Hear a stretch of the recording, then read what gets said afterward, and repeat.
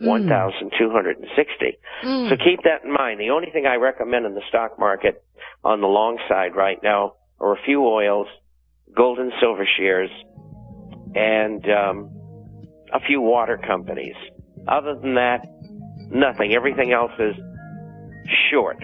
Okay, and when we come back from this break, C.C. Williams says that BDI, the Baltic Dry Index, is propaganda. We'll talk about that, and we'll take our phone calls after this 3-minute break.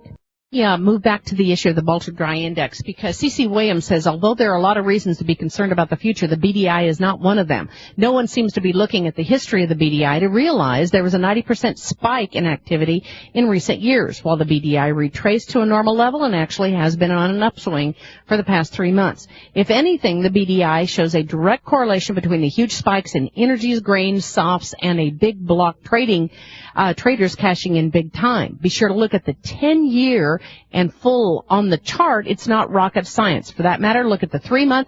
My gosh, the BDI is spiking. Thank you very much for that response. Let's go to Sherry in Kansas. Sherry, you're on the air with Bob Chapman. Go ahead, please. Hi. Hi there. Bob, if you're familiar with this, I'd like you to comment on it. A couple of things. There was a guy named Silvio Giselle that devised a money system where that I think would be good for people locally to implement. And Irving Fisher wrote a little book about it, and this was during the Depression, and he commented that the Depression would end in 3 days if they started doing this. And somebody's put this little booklet on the internet, and it's called Stamp Script. And you can do a search and find it, and it's not very long. The other thing is, if you're familiar with Benjamin Graham's storage and stability, I'd like you to comment on that. And also, I picked up these books, Annals of Kansas History, 1886 to 1925, and one of the things in it, it talks about the products that were being grown and produced in Kansas. They had a summary of them at the end of every 2-year period, and it was quite interesting. And I think we're going to have to go back to producing some of those things. Oh, I agree. Let me get the spelling on this. Stamps Script, you're saying? S-T-A-M-P-S? Stamp Script, no T. S-T-A-M-P-S, S-C-R-I-P? Yes. Okay. Bob, any response to what she had to say? I've heard about it, don't know a lot about it. I know who Irving Fisher is. And Irving, incidentally, said everything was all right in 1929, and unfortunately he was wrong. As far as a stamped script, I don't know anything about that. Okay, thank you very much. Good phone call, Sherry. We're going to be back with a bunch of calls. Tom, Daniel, Mike, and George, hang on. We'll be right back after this 1-minute, 10-second break with the International Forecaster editor. Go to theinternationalforecaster.com and get your complimentary copy. Back in 1 minute, 10 seconds.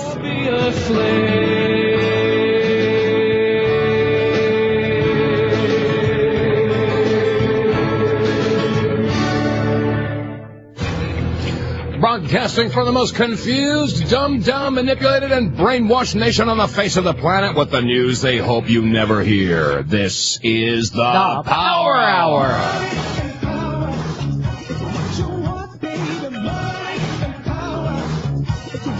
Money and power. It's a lust for money and power that got us into this mess. I don't think so.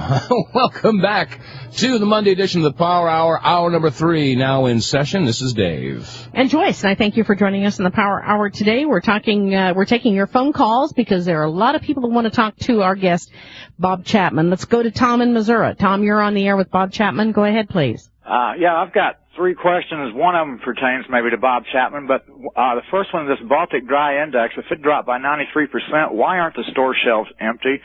And the second question is the book Creature from Jekyll Island and then like the movie Loose Change. Why do they give them names that don't give a clue as to what they're about? I think the Creature from Jekyll Island would be like about the Loch Ness Monster, and Loose Change maybe coin collecting. How do they expect to sell them when they put names like that on them? Tom, you're making way too much sense. Let me go to our guest, Bob Chapman. Bob, your response.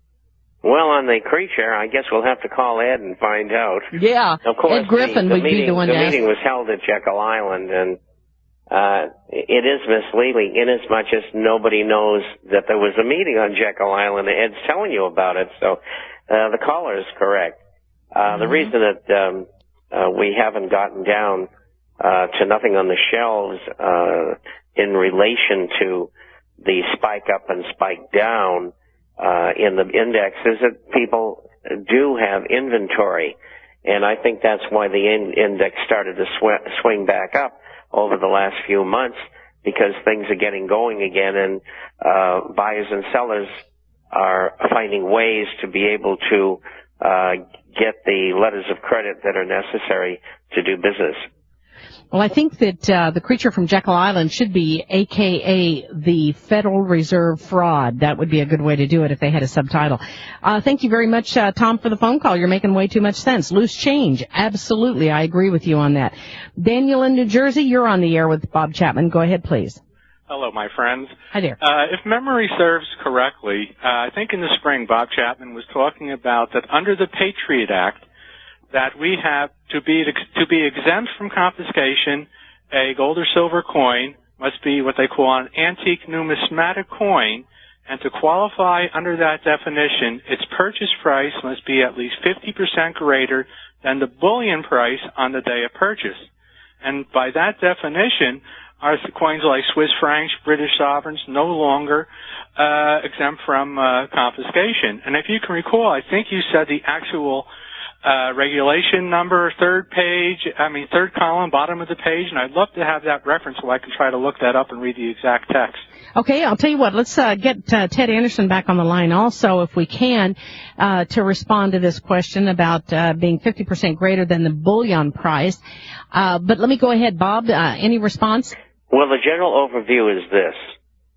The government being what it is today, and government ignoring our Constitution and using other means of controlling things and controlling the people, can do anything it wants at any time.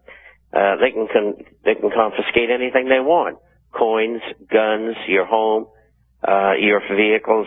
That's how far this has gotten under the Patriot Acts. Mm-hmm. And how much more difficult it'll get remains to be seen. But the rules are there.